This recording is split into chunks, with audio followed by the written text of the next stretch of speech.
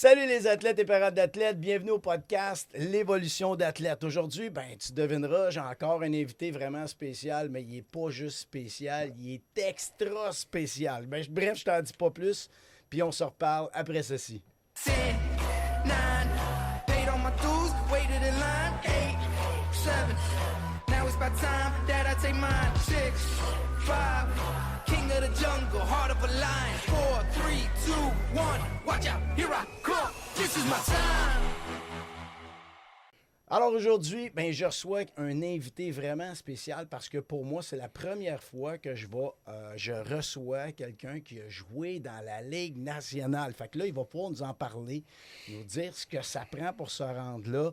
Puis écoute, sans plus tarder, je te présente Joël Perreault. Salut Joël. Salut Stéphane, ça va bien? Hey, ça va super bien. Merci beaucoup d'avoir accepté Plaisir, l'invitation. c'est un plaisir. Je sais que tu pars de loin. On profite d'un bon timing, par exemple. Oui, le congé des fêtes m'a ramené dans la région. Je suis un gars de Chambly, donc c'est sûr que Rimouski-Chambly, c'est pas à la porte, mais Une chance que tu es ici pour un petit bout. on est ici, puis l'équipe joue à Drummondville, Shawinigan, dans le temps des fêtes.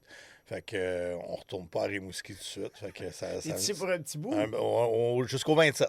Jusqu'au All 27 right. décembre. On va profiter de ta présence. Écoute, je suis vraiment content que tu sois là parce que, écoute, le podcast, en gros, il se veut toujours quelque chose pour aider nos jeunes, pour essayer de leur donner le plus de feedback possible. On a plein de jeunes qui voudraient réussir, qui voudraient jouer dans la Ligue nationale. Tu es un gars qui a participé, toi, tu as vraiment joué dans la Ligue nationale. Puis, écoute, avant de commencer, qu'on discute de ça, j'aimerais ça que tu nous parles de ton parcours un peu de hockey à toi. Ben, tu sais, je pense comme beaucoup de jeunes à qui on s'adresse, mon parcours, j'étais un jeune qui était passionné du hockey. Je le suis encore aujourd'hui. J'étais un petit gars de Saint-Hubert qui a joué tout son hockey mineur là-bas. Puis, tu sais, j'étais le genre de joueur qui était bon dans sa ville, mais pas bon au point de dire il joue 2A tout le temps. Tu sais, j'ai joué puis oui 2C, on avait du 2B puis du 2A. Je faisais pas. À ma première année, j'étais petit, c'est dur à croire aujourd'hui. Mais c'est ça que j'allais te demander. T'es un grand gros gars. Ouais, j'étais petit jusque probablement ma deuxième année Bantam. OK. Puis ma première année Bantam, première année contact, j'avais joué Bantam 2C encore. Je faisais toujours le 2A ma deuxième année. Puis vraiment, là, entre ma première année Bantam puis ma deuxième, donc j'avais entre 14 ans, là, les âges étaient différents un petit peu à l'époque.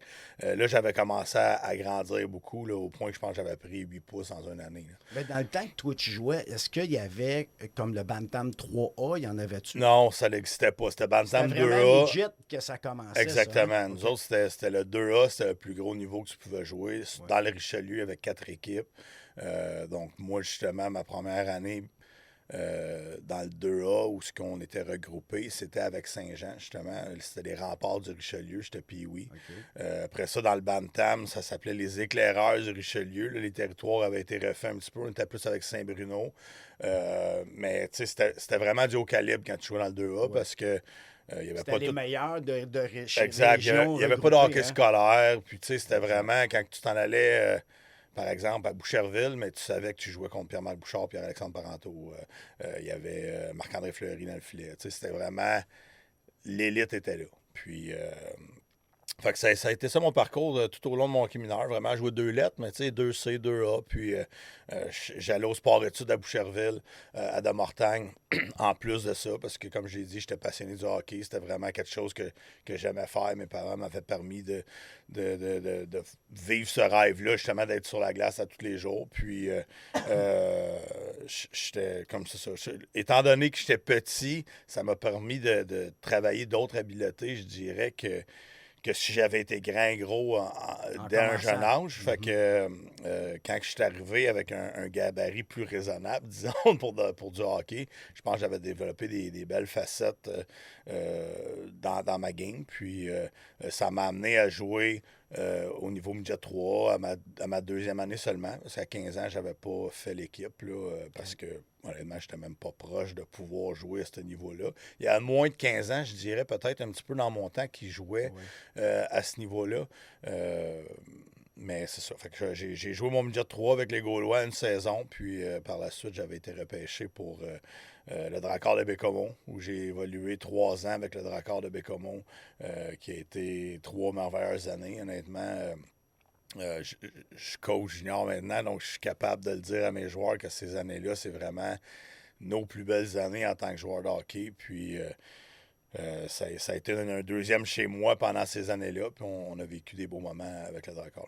Comment tu as vécu ça, toi, quand tu as parti, mettons, je sais que nous autres, on fait partie de la génération où nos parents nous enseignaient à partir. Ouais. Tu sais, ils nous enseignaient à, OK, prends. Ils ne voulaient pas nous garder tout le temps à la maison. Ils nous donnaient ce qu'il fallait pour quitter la maison.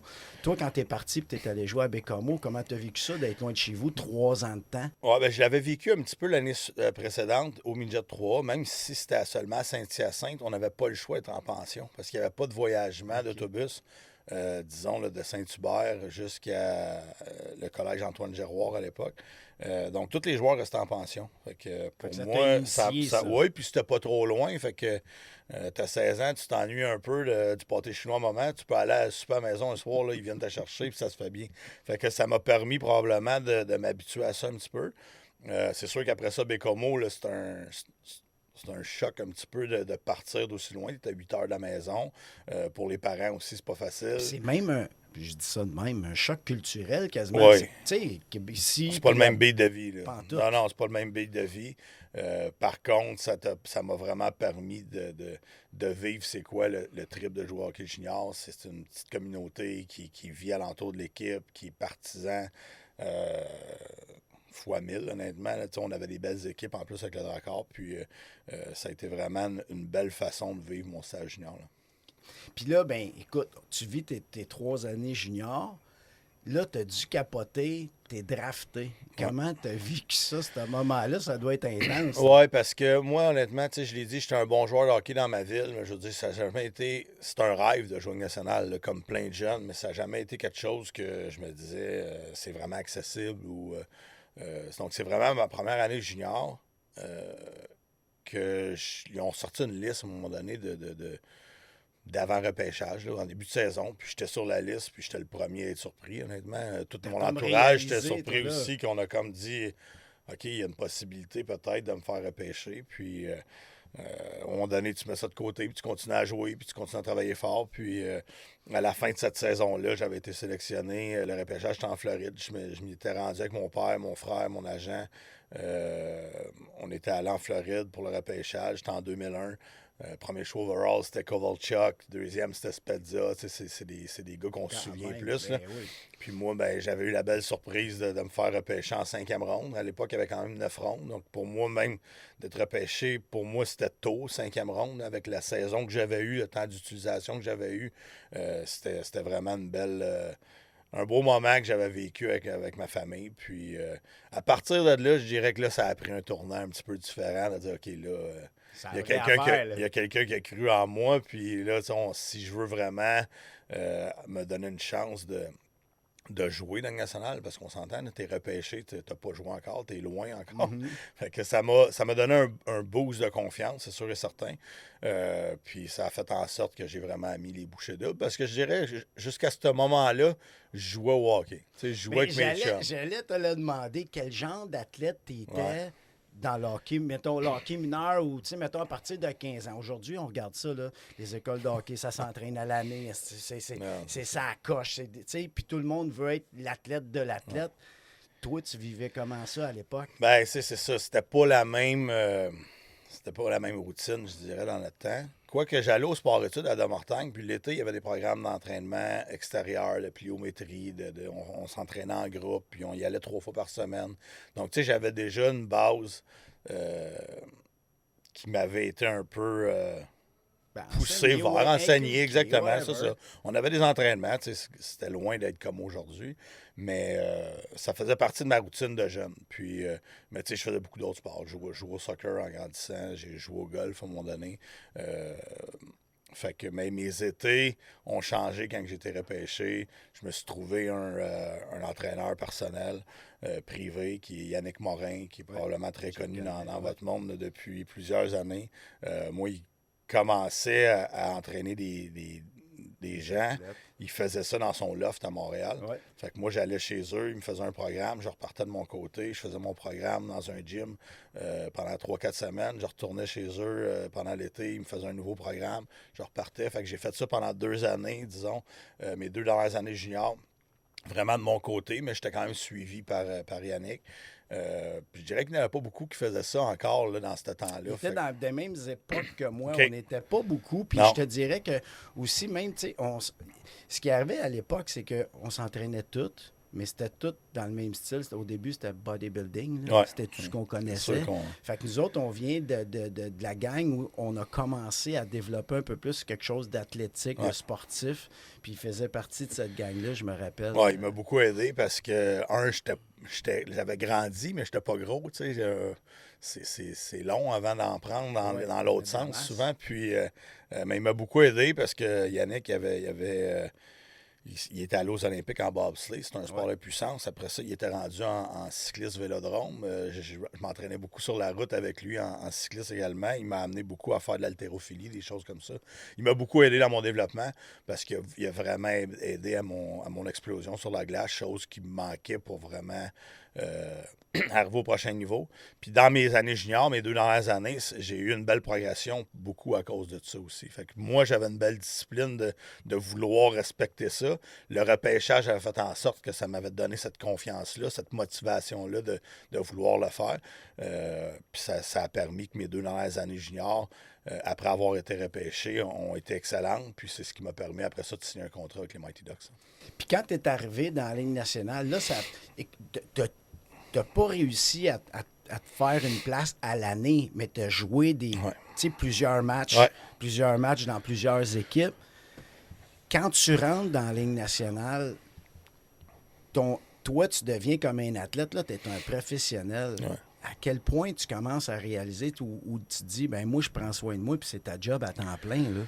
Oui, ben tu sais, je dirais mes premières années professionnelles dans la Ligue américaine, tu le vis au quotidien avec les vétérans, disons. Tu le vois comment certains vétérans le font de la bonne façon. Il y en a d'autres qui le font pas de la bonne façon. Parce qu'il y en aura tout le temps. Il va toujours en avoir. Puis ça, c'est à toi aussi de faire ta propre opinion sur comment que tu veux vraiment gérer ton day-to-day, là, comme on peut dire. Mais ça a été... Tu sais, pour moi, c'était sûr que je passais par les mineurs parce que à l'époque, il n'y avait pas beaucoup des jeunes de 20 ans qui jouaient à la Ligue nationale, même si j'avais eu une belle carrière junior. C'était important qu'on passe par les mineurs, qu'on apprenne vraiment c'est quoi la grind d'une carrière professionnelle, puis comment te comporter d'entraînement, comment bien manger. Tu n'as plus de pension qu'il faut manger, c'est toi qui s'arrange tout seul, en fait. Puis ça a pris quelques années de vraiment trouver la maturité, la discipline de faire les choses de la bonne façon pour avoir le succès nécessaire. Puis, tu sais, je pense qu'à un moment donné, tu te développes une routine qui est bonne pour toi aussi. C'est pas parce qu'une routine est bonne pour toi qu'elle va être la même pour le gars à côté. Exact. Donc, moi, je faisais les choses qui semblaient bien fonctionner pour moi. Puis ça a fait en sorte que c'est ça. J'ai eu une carrière qui est quand même raisonnable. C'est un domaine qui est extrêmement difficile de demeurer à ce niveau-là tout le temps. Il y a beaucoup de choses qui font en sorte que tu peux y parvenir. Il y a l'éthique de travail, comme qu'on parle en ce moment, mais il y a aussi il y a un petit côté chance dans tout ça. Il faut pas que tu sois blessé. Si tu es blessé, il y a d'autres gars qui prennent ta place. Il y a tout le temps des jeunes qui arrivent. C'est ça, j'allais dire. Tu as tout le temps des jeunes qui arrivent par après. Fait que tabarouette, l'équipe, elle veut les meilleurs tout le temps. Toujours, exactement. Puis c'est une business. Puis je veux dire, moi, j'ai toujours dit que de jouer un match en Ligue nationale, c'est quelque chose de spécial. Mais c'est d'en jouer 500 qui est vraiment difficile. Ouais. Puis, j'en ai joué presque 100, j'en ai joué 96, puis j'ai été blessé beaucoup pendant ces périodes-là. J'ai été des fois healthy scratch sur la press box. Donc, j'ai passé beaucoup de temps dans la Ligue nationale, mais c'est là que tu vois que les joueurs qui en jouent 500, 1000 et plus, c'est des athlètes exceptionnels. Écoute, ça m'amène à te poser une drôle de question. Comment t'expliques le fait... Tu sais, on a tout... Comment je pourrais dire ça? Je suis sûr qu'il y en a dans tous les levels, mais des Phil Kessel, tu sais, des genres de gars, ils font rien, ou la loi du moindre effort, ils ont des skills, ils ont quelque chose que...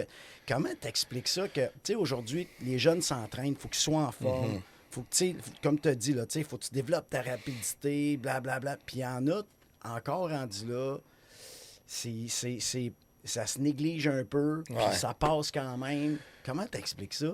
Ben, je veux dire, un Phil Kessel, parce on parle de lui en exemple, il doit faire beaucoup de choses qu'on ne sait pas aussi, par exemple. Tu sais, c'est sûr qu'au visuel, on a l'image du gars qui mange des hot dogs, qui boit du Pepsi, puis qui est talentueux, puis qui va pêcher l'été, puis après ça. Mais il y a probablement des choses qu'on ne sait pas de Phil Kessel, parce que tu peux pas avoir une carrière comme qu'il a eu, de jouer des matchs sans être blessé, avoir les statistiques qu'il a eu, juste en faisant ces choses-là. Ben, moi, c'est ce que j'ai toujours dit. Quasi moi, ce que impossible. j'ai compris, c'est qu'il aimait probablement pas ça, s'entraîner, mais ça veut pas dire qu'il s'entraînait pas. Exactement, c'est ça. C'est pas parce que tu fais pas des posts sur Instagram puis sur Facebook Exact. que tu fais pas les choses nécessaires. C'est pas parce que t'as pas l'air découpé au couteau que t'es pas en forme. Je veux dire, il y a une physionomie là-dedans que on est tous différents. Là. Fait que Phil Kessel, je veux dire, il a joué au-dessus de 1000 matchs de suite, je me trompe pas. Ben oui, sans être blessé. Sans être blessé. Fait que tu sais, il faut... Il y a probablement une petite image qui vient avec le personnage là-dedans aussi, qui est le fun à s'imaginer, qui fait rien puis qui joue juste au hockey. Juste bon. Mais tu sais, je pense qu'il faut donner un peu plus de crédit à l'athlète aussi. Puis c'est pas tous des Sidney Crosby non plus, où ce que eux sont toujours hockey, toujours entraînement, exactement. Fait que puis ça fonctionnerait pas avec tout le monde, ça non plus, d'avoir une mentalité comme ça. C'est pas donné à tous. Fait que c'est pour ça que moi, je pense que c'est important que le jeune, il se trouve une routine qui est bonne pour lui. Ouais. Parce qu'on est tous différents. Ouais. Tu sais, je suis dans le coaching, il y a des coachs qui veulent faire 100 heures de vidéo par semaine parce que d'autres, ça les sécurise. Moi, non. T'as pas besoin. Moi, je veux pas, je peux pas. Je peux pas parce que ça va me montrer d'autres défauts que je veux pas voir. Fait que, tu sais, on est tous différents, puis je pense que l'important, c'est que tu sois à l'aise avec ta routine, puis que tu sais que cette routine-là va te donner la meilleure des chances d'avoir du succès. Ben, en fait, ta routine, c'est ta recette. Ben, c'est ça. Fait que quand tu manges au resto des pâtés chinois, il y en a un paquet de Il y en a plein de différents, hein? Ouais, il y en a des bons. Des fois. Fait bons. que je pense que c'est un peu la même chose. Là, maintenant, tu es rendu coach dans le junior majeur. Ouais. Premièrement, comment tu aimes ton expérience? Ben, honnêtement, c'est incroyable. C'est... Pour un gars qui a joué junior majeur comme moi, d'avoir l'opportunité de revenir dans cette ligue-là, en tant qu'entraîneur-chef d'une organisation comme le Scénic de Rimouski, c'est un rêve, honnêtement. Encore là, c'est pas quelque chose que je pensais que c'était réalisable il y a quelques années. Pas tout de suite, en tout cas. Mais tu as coaché Midget 3A. J'ai fait mes grades, disons, si on peut dire. Quand j'ai pris ma retraite du hockey, là, j'ai été coaché au Collège Charlemagne, Bantam 3A, 2 ans. Après 2 ans, j'ai fait la Midget Espoir. J'ai fait 2 ans encore. Là, la COVID est arrivée. Ça a mis un petit break à beaucoup de choses, à beaucoup de monde. Puis, finalement, j'ai eu un appel du propriétaire du Midget 3 Saint-Eustache. J'ai décidé de prendre l'offre, puis je suis allé coacher là pendant 3 ans. Fait que je voyageais Chambly-Saint-Eustache à tous les jours. On parle de petits sacrifices à faire, c'en est un. Puis j'adorais la Ligue Midget 3. Ça a été un tremplin vraiment incroyable pour moi, pour vraiment continuer à évoluer comme entraîneur. L'année COVID a été extrêmement difficile à gérer. Fait que ma première année, ça a été une année sans match, seulement des pratiques. Après ça, on a eu 2 belles saisons avec les Vikings, côté résultat, mais aussi côté développement des jeunes. On a eu beaucoup de joueurs qui ont sorti en première ronde. Puis pour moi, ça, je pense que c'est important quand tu évalues un entraîneur de ce niveau-là. C'est de voir aussi le nombre de joueurs qui vont réussir à passer au prochain niveau, qui vont avoir du succès, oui, sur la glace, mais aussi vraiment dans leur day-to-day. Parce que, au Viking, on a une organisation avec un très grand bassin de joueurs. Donc, c'est sûr que les résultats de victoire sont plus faciles à avoir qu'un gars qui coach à Amos, je vais dire, qui a un plus petit bassin de joueurs. Fait que pour moi, ça, je pense, ça a été reconnu par le monde extérieur. Puis, après ma 3e année au Midget 3A, j'ai eu un offre pour aller coacher à Victoriaville avec Carl Mallette comme assistant, que j'ai accepté. Donc, je m'en allais avec un gars qui avait une belle expérience comme entraîneur, que je connaissais bien, que j'avais joué contre junior, j'ai joué avec un petit peu aussi au niveau professionnel. Je m'en allais pas trop loin de la maison aussi pour être capable de voyager un petit peu, coucher là-bas aussi quand c'était le temps, après des voyages. Mais pour moi, c'était comme la suite des choses normale, disons, à faire. Puis j'ai fait un repêchage, puis après ça, l'Océanique m'a appelé pour rentrer dans le processus d'entrevue pour la job d'entraîneur-chef que j'ai eu finalement. Donc, mais c'est-tu parce que tu connaissais quelqu'un? T'as-tu donné ta candidature? non, j'ai jamais donné de candidature. Tu sais, avec Carl Mallette, avec les Tigres, c'était vraiment c'est des contacts, hein, beaucoup. Puis j'ai eu la chance de jouer longtemps, donc des contacts, j'en ai beaucoup. Puis après ça, avec l'Océanique, mais tu sais, j'ai eu 2 joueurs qui se sont fait repêcher en première ronde par l'Océanique l'année COVID. Maxime Coursol puis Maël Saint-Denis. Qui n'avait pas joué de match, qui avait été pris par l'Océanique en première ronde en 2020, si je ne me trompe pas, 2021. Et puis, je connaissais très bien Danny Dupont à cause de ça, la relation qu'on s'est créée avec les années, dont on parlait de nos joueurs. Puis, quand que je parle d'évaluer un entraîneur au niveau midget, c'est pas les résultats. Je pense que ça vient de là aussi. J'avais une belle relation avec Danny quand on se parlait. Il m'a appelé lui-même pour me demander si c'est quelque chose qui m'intéresserait de m'en venir à Rimouski. J'ai pas hésité une seconde. J'ai dit oui, certainement. Donc, je suis rentré dans le processus d'entrevue. J'ai passé les 2 ou 3 entrevues avec Danny, puis le propriétaire Alex Tanguay. Ça a très bien été. Puis, ils m'ont offert un contrat de 3 ans à la suite de ça. Les choses ont déboulé assez vite après ça. On était rendu quasiment à fin juillet quand c'est arrivé. Depuis 2 ans, je vis des super beaux moments avec l'organisation. Ben, tant mieux. Puis écoute, tu fais du beau travail parce que moi-même, j'en entends parler. Tu sais, ça résonne pas mal. Tu es un gars du coin, puis c'est vraiment cool de voir ce que tu accomplis. Salut mon athlète. Comme tu sais, le podcast est gratuit. Alors, si tu veux m'encourager, non, je veux pas que tu m'envoies des dons, mais je confectionne mes propres hoodies. J'appelle ça le Mindset Series. C'est des super de beaux hoodies. Tu les as en blanc, tu les as en noir, de très, très bonne qualité avec plein de petits détails que j'adore. Alors, si tu veux m'encourager pour te le procurer, ben, tu as juste à aller dans le lien dans les commentaires. Tu vas voir, tu appuies là-dessus, tu fais ton achat, puis tu vas recevoir ça dans un paquet assez spécial. Je t'en dis pas plus, puis sur ce, ben, on retourne à l'épisode. J'aurais une question. Quand Midget 3, est-ce que quand tu coachais en développement ou tu coachais le win? Non, Midget 3, je coach le développement. On a tout un côté compétiteur, on veut gagner, les joueurs veulent gagner, les coachs veulent gagner. Est-ce qu'il y a des moments dans des matchs de hockey que le développement est moins présent? Oui, certainement, 100%. Je pourrais pas dire que tous mes matchs que j'ai coachés Midget 3, j'ai juste roulé le banc, c'est pas vrai. Je pense que le développement se fait beaucoup en pratique, se fait beaucoup en contact avec les joueurs, en se parlant, en expliquant des choses. Un joueur peut se développer à jouer 10-11 minutes. Ça ne veut pas dire qu'il n'est pas bon. Des fois, il n'est juste pas rendu au point de jouer 17, 18, 20 minutes. J'ai souvent dit qu'un joueur qui joue 20 minutes et qui n'est pas prêt d'en jouer 20, il se fait plus mal qu'il se fait plaisir. Fait que pour moi, c'est de gérer tout ça. C'est sûr que le joueur de 15 ans, qui est son année de repêchage, il veut en jouer le plus possible. C'est de le mettre dans des positions où il va bien paraître, qui va être confortable. Tu veux pas l'exposer, tu veux pas le mettre dans des situations où justement il va avoir l'air fou parce que c'est pas tout le monde qui est au même niveau. Tu peux avoir un gars de 6 et 4 qui a un package incroyable de joueurs de hockey, puis tu en as un autre de 5 et 8 qui a probablement un petit peu moins de futur dans le hockey, puis je dis pas ça à cause de la grandeur. Mais en ce moment, à 15 ans, le 5 et 8 est en avance du 6 et 4 à cause de l'explosion, à cause de la maturité physique. Puis ça fait que c'est de gérer tout ça un petit peu. Puis c'est les attentes aussi que les joueurs ils se mettent entre eux, avec les parents, les agents. Il y a beaucoup de pression extérieure. Fait que moi, c'est un côté que j'aimais beaucoup, c'est de parler avec le joueur. Tu sais, c'est le fun de coacher la game de 3, c'est le fun de faire les pratiques. Mais d'avoir un gars dans ton bureau, puis vraiment, il expliquait ça, il montrait sur le vidéo, puis un peu calmer les attentes qu'il entend à tous les jours. C'est un côté que j'aimais beaucoup au niveau du Midget 3. La communication. Communication est très, très importante aujourd'hui. Les jeunes sont pas gênés de poser des questions. Puis ça, honnêtement, je trouve que je suis tellement content de voir que cette génération-là est comme ça, parce que moi, dans mon temps, on n'en posait pas de questions. Si on en posait, on ne savait pas trop comment c'était pour se terminer. Là. Fait que je pense que ça l'a très bien évolué.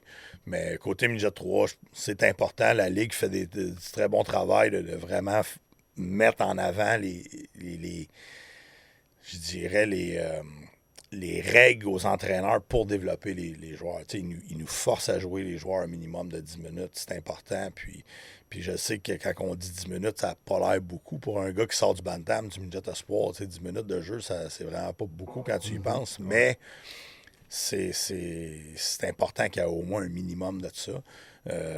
Puis après ça, le développement, comme je disais, c'est pas seulement dans le match. C'est en pratique. C'est vraiment qu'est-ce que tu dis aux jeunes à tous les jours. Là.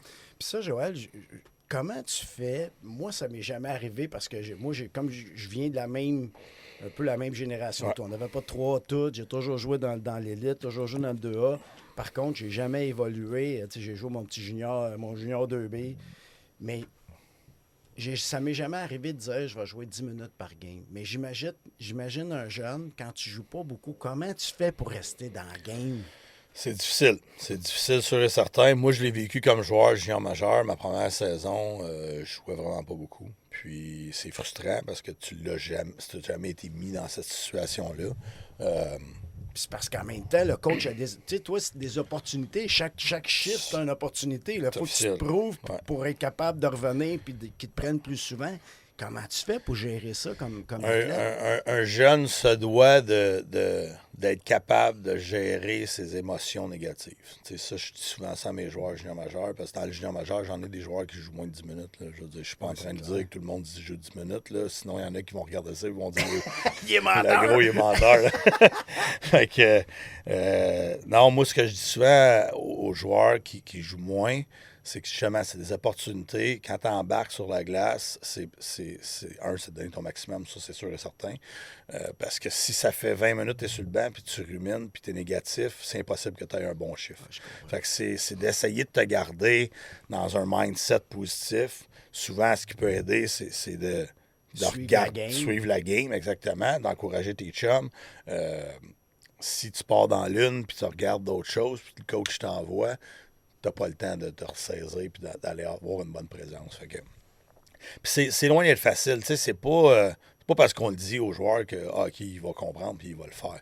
Je pense que ça vient avec l'expérience. Ça va peut-être arriver qu'il va y avoir quelques matchs où justement, il n'y aura pas beaucoup de temps d'utilisation. Il va avoir de la difficulté à aller chercher son momentum. À un moment donné, il va faire un déclic. Il va aller trouver des ressources. Il va aller trouver des façons de rester justement engagé dans le match. Puis ce chiffre-là va faire en sorte qu'il va avoir un autre chiffre plus rapidement. Ouais. À cause de ça, son prochain chiffre va être encore meilleur. Tu sais, j'en ai des joueurs, des fois, il y a du monde qui me demande comment ça, que tout d'un coup, il joue du bon hockey. Mais honnêtement, c'est pas à cause de moi. Là. C'est le jeune qui a trouvé une façon, dans sa routine, dans sa façon de rester prêt, concentré dans le match. Le crédit revient tout à ce joueur-là. Ça prend un spark. Ça prend un spark, mais... J'imagine que si tu embarques, puis là, tu fais une bonne affaire, ce chiffre-là, c'est plus motivant pour faire l'autre. C'est officiel. Autant que tu fais de la merde de ce chiffre-là, c'est dur de... c'est parce que souvent, tu peux pas jouer dans 20 minutes, avoir un très bon chiffre.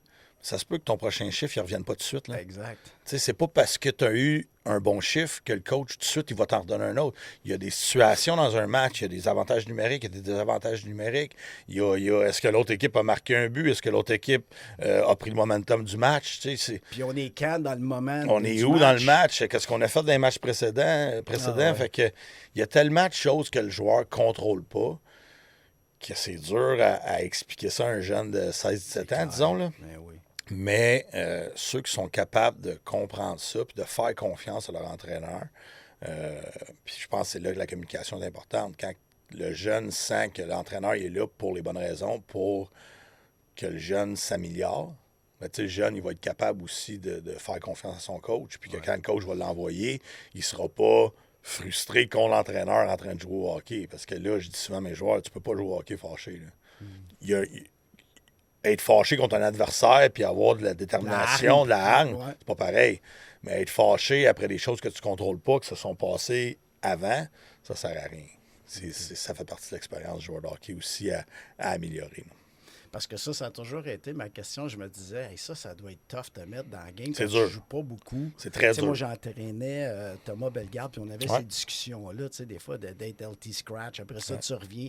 Mais il était capable de profiter de chaque petit moment qu'il avait sur la glace pour se créer quelque chose. Puis tabarouette, je le trouvais bon pour ça. Il y a des joueurs qui sont opportunistes dans leur façon de justement gérer ces situations-là. Souvent, ces joueurs-là, c'est ceux qui sont capables de rester quand même dans une belle place mentale. Je l'ai vécu beaucoup au junior. Il y a des moments que mon coach me faisait pas jouer, puis quand il m'embarquait, j'étais pas bon, puis je méritais pas de rembarquer parce que pendant les 20 minutes avant, je me parlais mal. On dit souvent se parler mal ou bien se parler, puis... mais ça m'est arrivé professionnel aussi. Là. Je veux dire, c'est arrivé dans le national où le coach me faisait pas jouer, puis quand j'ai embarqué, j'étais pas prête parce que ça faisait 20 minutes, je me parlais mal. Là. Fait que c'est correct aussi que le joueur vit ça. Ça fait pas de lui une mauvaise personne ou un mauvais teammate si cette journée-là, il est sur le banc, puis il est pas content que le coach le fasse pas jouer, puis que son chiffre d'après, il embarque, puis il a pas un bon chiffre, puis il revient, puis il est fâché. C'est normal aussi que ça l'arrive. En même temps, ça fait partie de son processus. C'est le même qui va évoluer. En les vivant, il s'aperçoit de ce qu'il faut qu'il fasse, ce qu'il ne faut pas qu'il fasse, j'imagine. C'est le même qui finit par trouver sa zone. C'est sûr et certain. Puis le joueur qui aime ça et qui est passionné, c'est normal qu'il ne soit pas content d'embarquer là, aussi. Là, je veux dire, le gars qui est sur le banc puis qui s'en fout, qui est content de ne pas être sur la glace, je veux dire, pour moi, c'est pas mieux, là, Fait que la ligne est fine, là, elle est très mince, puis mais ça demeure que c'est un sport d'équipe où ce que l'individuel est très présent dans le hockey. Mais si tu es capable de comprendre ça puis de gérer ça vraiment intérieurement, ton succès va venir plus rapidement, c'est sûr et certain. Maintenant que tu es coach à ce niveau-là, puis tu as joué tout ça, puis avec toute l'expérience que tu as, qu'est-ce qu'aujourd'hui tu dirais aux jeunes? Tu sais, j'ai souvent des jeunes là, qui ont 13, 14, 15, 17, 18, mais qui veulent réussir dans le hockey puis tout. Puis souvent, moi, je reçois des messages, des emails, tu sais, je fais telle affaire, qu'est-ce qui me manque, qu'est-ce que ça me prend? Toi, de ton côté, qu'est-ce que tu dirais? Qu'est-ce que ça prend, ces jeunes-là? Bien, probablement, le jeune qui veut vraiment faire ça doit vraiment être passionné. Si t'es pas passionné du hockey puis tu veux juste jouer dans la Ligue nationale parce que tu penses que la Ligue nationale, c'est glamour, puis c'est de l'argent, puis tu n'y arriveras pas parce que ça faut que tu sois passionné. Puis si tu l'es passionné, mais il faut que tu sois prêt que tu vas avoir de la gravelle sur ta route. Là. Ça ne sera pas tout le temps rose. Ah, tu vas manger ton pain. Tu vas en manger du pain, pas à peu près. Puis les meilleurs au monde en ont mangé. On pense à Sidney Crosby tout de suite. Il n'a pas joué au hockey à un moment donné pendant presque un an à cause d'une blessure, une commotion cérébrale. Ça aurait été facile probablement pour un gars comme Sidney Crosby de dire bon, c'est assez, là, il est passionné, il a tout fait en sorte pour revenir, il doit avoir fait 1000 et 1000 rehab, là, des exercices, peu importe c'est quoi. Des choses qu'on voit pas. Ouais. Puis, on en parlait tantôt, t'as pas besoin de mettre ça sur les réseaux sociaux. Fais tes choses, trouve ta routine à toi, qui va te rendre heureux, qui va te rendre bien, puis qui va te permettre d'avoir le succès que tu peux avoir, puis compare-toi pas aux autres. Tu sais, souvent, là, on va jouer dans une équipe, on va dire, mais lui, l'autre bord, il fait pas qu'est-ce que moi je fais, puis il a plus de buts que moi, ou il a plus de temps. Il n'est pas dans la même situation que toi. Dirais-tu qu'on est de plus en plus comme ça, les jeunes, maintenant? On se compare beaucoup. À cause des médias sociaux. C'est facile. Premièrement, c'est facile on voit de comparer. trop ce que les autres font. Puis là, premièrement, on met pas des mauvaises affaires, on met les belles affaires, ces médias sociaux. Non, c'est ça. Puis moi, je me rends compte que c'est tout le temps ça. Moi aussi, j'ai des discussions des fois avec mes athlètes, puis c'est tout le temps, ouais, mais lui, puis là, mais l'autre, puis là, ouais, mais c'est tout le temps ça. Ça change rien dans toi, ça t'enlève rien, puis ça te donne rien. Non, puis l'autre personne n'est pas dans la même situation que toi. Il ne joue pas dans la même équipe que toi, il n'a pas le même entraîneur que toi, il n'a pas les mêmes joueurs en avant de lui. Il y a des gars qui, à 16 ans, ils jouent 20 minutes par match. Mais pourquoi? Peut-être parce qu'ils sont là physiquement, sont prêts. Peut-être parce qu'il n'y a pas beaucoup de vétérans avant d'eux. Peut-être parce qu'ils sont dans une équipe en reconstruction que dans le fond, c'est eux qui vont bâtir entre d'eux. Puis il y en a un autre de 16 ans qui va arriver dans une équipe qui aspire à gagner la Coupe, qui ont la Coupe Memorial chez eux, comme nous à Rimouski. Fait que c'est sûr qu'il y a plus de vétérans avant d'eux. Fait que tu peux pas comparer. C'est comme des pommes des oranges, je veux dire. Puis ça crée des moments négatifs. On parlait tantôt de... C'est pas de mettre c'est pas de mettre tes pensées à la bonne place. Fait que ça fait un peu le gars qui se parle mal sur le banc, puis qui embarque, puis qui n'est pas prêt. Mais si pendant la semaine, du lundi au vendredi, au lieu de t'entraîner puis focusser sur ta fin de semaine, tu t'entraînes, mais en t'entraînant, tu te compares avec un autre, c'est des pensées négatives qui sont pas bonnes. Fait que pour moi, c'est de la passion, c'est sûr et certain. Là. Je veux dire, c'est un mot qui est facile à parler, mais si tu n'as pas, ça marchera si pas ce que tu fais, tu le fais juste pour le faire. Si tu le fais pour quelqu'un d'autre, si tu le fais parce que pour les mauvaises raisons, c'est pas... tu sais, oui, le glamour, l'argent, jouer national, on le sait que c'est là. Oui, ça vient avec. Ça vient. Mais il y a d'autres domaines que ça aussi, ça vient avec. Là. Fait que t'es pas obligé de jouer au hockey pour avoir ces choses-là dans la vie. Si le gars qui arrive à la Ligue nationale, c'est parce qu'il aime le hockey. Là. Je veux dire, c'est probablement qu'on peut en trouver quelques-uns où ils sont moins passionnés que d'autres, puis ça a fonctionné quand même. Mais, je veux dire, il y a tellement de joueurs de hockey dans le monde, c'est vraiment les plus passionnés, puis ceux qui travaillent le plus fort, puis qui sont le plus forts mentalement. C'est ce que j'allais dire. Oui. Tu trouves-tu que... Moi, je trouve qu'on arrive à un croisé des chemins où les gars, les joueurs de hockey sont de plus en plus skillés. Il y a des skills, ça n'a pas de bon sens. Sont en forme, ça n'a pas de bon sens. Mais le développement personnel, ça manque un peu. Tu sais, le développement de la tête... je trouve que c'est la résilience un petit peu qui est plus fragile, je dirais, dans la vie d'aujourd'hui, parce que les jeunes, ils ont beaucoup d'options. Ils ont beaucoup d'options, puis quand ça ne fonctionne pas, ils veulent aller dans l'option où ce qu'ils pensent que ça va fonctionner. Fait que si tu es mis à 3... Mais on y est pour quelque chose, je pense, les parents. Ben, c'est sûr, ça part de nous. On met ça nice, on met ça cool, ouais. Puis on leur a simplifié un petit peu le passage, la vie. On leur donne, premièrement, les jeunes, d'avoir les outils, ça n'a pas de bon sens. Tu comprends, là, ils vont leur payer tout ce qu'il faut. Tu comprends-tu? Sauf qu'à un moment donné, c'est difficile de te faire un bon mental parce que c'est pas ce bout-là qui... Tu sais, je te donne tout. Mais à un moment donné, tu gagnes rien, puis tu vas rien chercher. Je sais pas. Non, mais 100%. Je veux dire, à Star, tu as beaucoup de jeunes qui vont demander des échanges aux juniors majeurs. Dès qu'ils sont pas contents. Dès qu'ils n'ont pas le temps de jeu qu'ils veulent, ils vont demander des échanges. Je veux dire, ils ne sont pas tous comme ça, mais c'est une réalité à laquelle qu'on a. Dans mon temps, sûrement que ça arrivait, mais c'était très rare qu'un jeune, qui avait le courage de rentrer dans le bureau du GM ou du coach, puis qui disait « je veux me faire échanger ».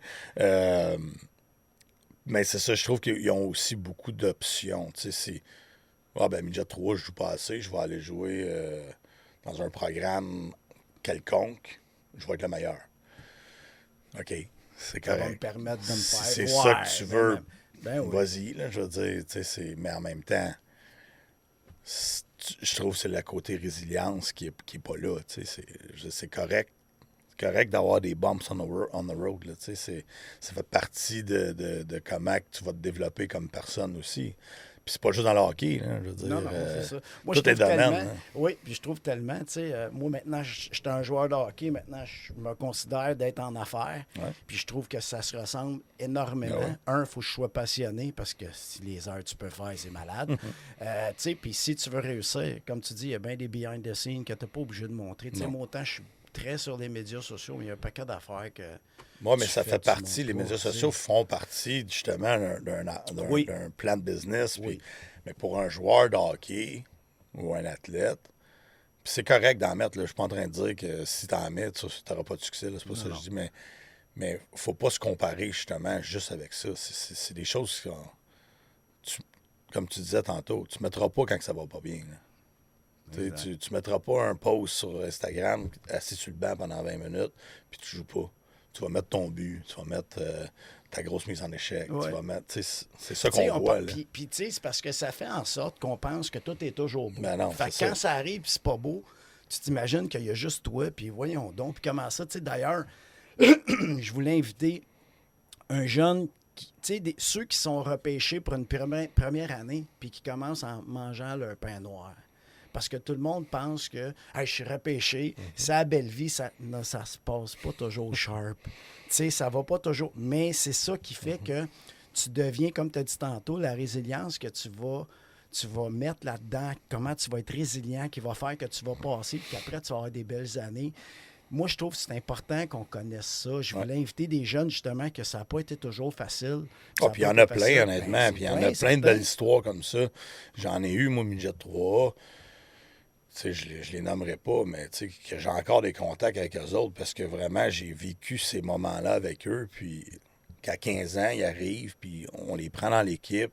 Physiquement, ils sont pas encore prêts justement de jouer contre des 16-17 ans. Ils ont le talent, ils ont la mentalité, puis avant Noël, ils bûchent. Là. C'est pas facile. C'est pas facile. Ils n'ont pas de succès quantifiable. Ils n'ont pas de points. Ouais, c'est des gars ça. qui ont tout le temps scoré des buts, bantam. Là, il n'y a plus rien. Là, ils regardent la colonne, il y a des 0, il y a des 1. Là, fait que, mais ceux que moi j'ai vus avoir du succès, c'est ceux que ils venaient te voir, puis qu'est-ce que je peux faire, qu'est-ce que tu penses, c'est où que je peux m'améliorer. Puis ces gars-là, là, souvent, ils arrivent après Noël, puis ça fait ça. Là. J'en ai que c'est méconnaissable. 2 semaines off à Noël, méconnaissable, puis ils arrivent après Noël, ils font des pas de géants, puis un coup que la confiance elle rentre là-dedans, après ça, c'est parti. C'est parti. Puis là, après ça, ça n'arrête plus. Là. Puis j'en ai, puis encore là, je les nommerai pas, je veux pas, mais j'en ai qui sont rendus juniors majeurs, puis que sky's the limit. Là. Puis, tu dois être fier. c'est le par fun. exemple. Ça, c'est très valorisant comme entraîneur, ces moments-là. Je disais tantôt, pour moi, un entraîneur midget 3, l'évaluation d'un coach midget 3, c'est ça. Là, c'est comment que les jeunes vont se développer. Puis ça s'évalue pas juste dans cette année-là. C'est les prochaines années après aussi. Là. Quand tu les vois rendus au niveau junior, être repêché national, c'est le fun. C'est le jeune qui l'a mérité. C'est le fun de voir que tu as eu un petit peu ton mot à dire là-dedans. Puis je pense que c'est le côté du coaching que j'aime le plus, probablement. Là, je sais que tu es un gars, tu as l'air très terre à terre. Tu pas un gars, tu sais, tu pas un gars qui. C'est quoi, par exemple, tes niveaux, tu dois avoir des objectifs de coaching, dans le sens que est-ce que tu aimerais ça aller dans la Ligue nationale? Ou c'est sûr et certain que j'aimerais ça. Honnêtement, je me fais pas d'idée. Là. Il y en a 32 coachs de Ligue nationale, mais les fois 3 avec les assistants. Là, mais si c'est dur jouer, c'est dur coacher aussi Ligue nationale. Je suis très, très bien dans la situation que je suis en ce moment avec l'Océanique. Pour moi, je suis très humble là-dedans. J'en ai encore beaucoup à apprendre. J'ai appris beaucoup dans ma dernière année et demie. C'est une grosse année pour nous à Rimouski. On a la Coupe Memorial qui s'en vient à la fin mai. On a une belle équipe. On est 3e au classement général.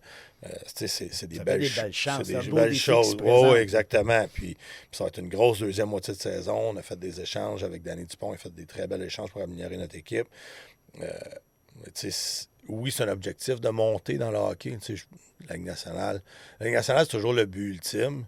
Mais il y a tellement d'autres belles options après ça. Puis, ma famille, ma conjointe me supporte beaucoup là-dedans. Ils sont déménagés avec moi à Rimouski cette année avec mes 2 filles.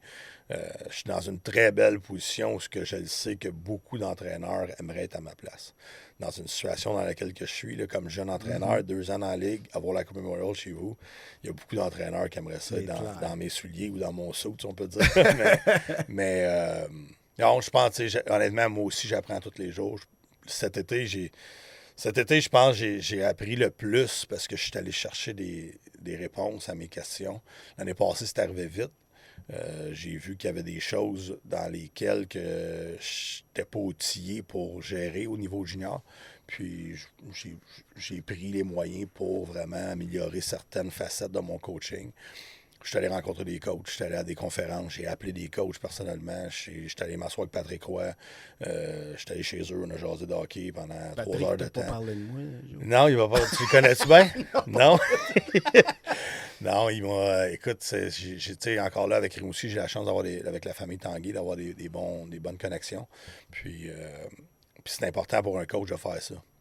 La journée que tu penses que tu connais tout comme coach, c'est là que tu arrêtes de t'améliorer. Mais ça, je pense que c'est dans tout. Hein. Ben, c'est sûr et certain. Joueur de hockey dans la nationale, McDavid fait encore des skills. C'est sûr, exactement. McDavid fait encore des skills dans les pratiques, puis on s'entend, il y en a des skills. C'est clair. Fait que, non, pour moi, c'est de continuer à m'améliorer comme entraîneur. Mes relations avec les joueurs, continuer à évoluer là-dedans. C'est très, très important. C'est une facette qui est très importante dans le coaching d'aujourd'hui. Mais c'est sûr que si je veux vraiment avoir dans le futur, j'ai jamais été quelqu'un qui focusait trop avec ce à quoi je contrôle pas, en fait. Là.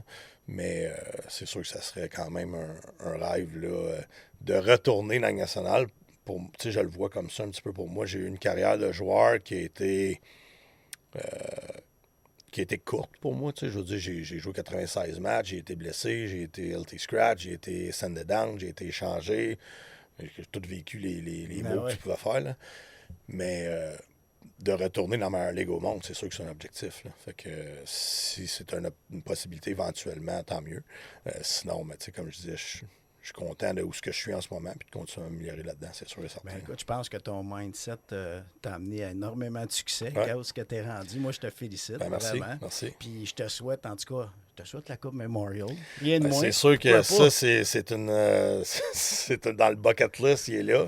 Il y a beaucoup de hockey à être joué avant. On veut gagner la Coupe Gilles Courteau avant aussi. On ne veut pas rentrer là juste pour en dire qu'on est les autres. Là. On a une belle équipe. Puis pour moi, je n'ai jamais gagné ce trophée-là en tant que joueur. On avait des très belles équipes à Bécomo. On a passé à côté. Fait que, notre but de début de saison, c'est de gagner notre ligue. Puis, on est bien placé en ce moment avec la saison régulière. Il va rester beaucoup de hockey à jouer. Là. Mais après ça, on y va par étapes cette année. C'est une chose qu'on s'est dit comme équipe. On a divisé notre saison en étapes. On a beaucoup d'étapes dans notre saison. Puis, c'est sûr que les séries, c'en est des étapes. Mais la Coupe Memorial, à la fin de tout, ça serait probablement la cerise sur le Sunday. Hein? Exact. Ben, je te le souhaite. Joël, merci beaucoup d'être venu. On pourrait jaser de même pendant des heures. Je tripe. C'est tellement intéressant. Puis je te souhaite une longue carrière de coach. Puis promets-moi de quoi, par exemple. Si jamais tu coaches dans la Ligue nationale, il faut que tu reviennes au podcast. Puis si je gagne la Coupe Memorial, on va l'amener ça. Ah, pour vrai? C'est bon? OK, c'est un deal. T'es Excellent. super fin. Parfait. Hey, pour ceux qui ont écouté le podcast, ben j'espère que tu as pris des notes parce que là, cette fois-là, c'était vraiment des conseils précieux. Si tu as vraiment aimé le podcast, ben like le podcast, like l'épisode, commente, donne-moi des idées de sujets. J'aimerais ça pouvoir inviter d'autres grands du hockey comme ça, mais écoute, je fais ce que je peux, mais surtout abonne-toi, puis partage-le parce que celui-là, c'est un des podcasts où tu vas avoir eu le plus de conseils. J'espère que la sagesse de Joël va t'avoir aidé. Puis sur ça, ben écoute, on se revoit au prochain épisode. Salut! 10, 9, paid on my dues, waited in line, 8, 7. Now it's about time that I take mine. 6, 5, king of the jungle, heart of a lion. 4, 3, 2, 1, watch out, here I come. This is my time.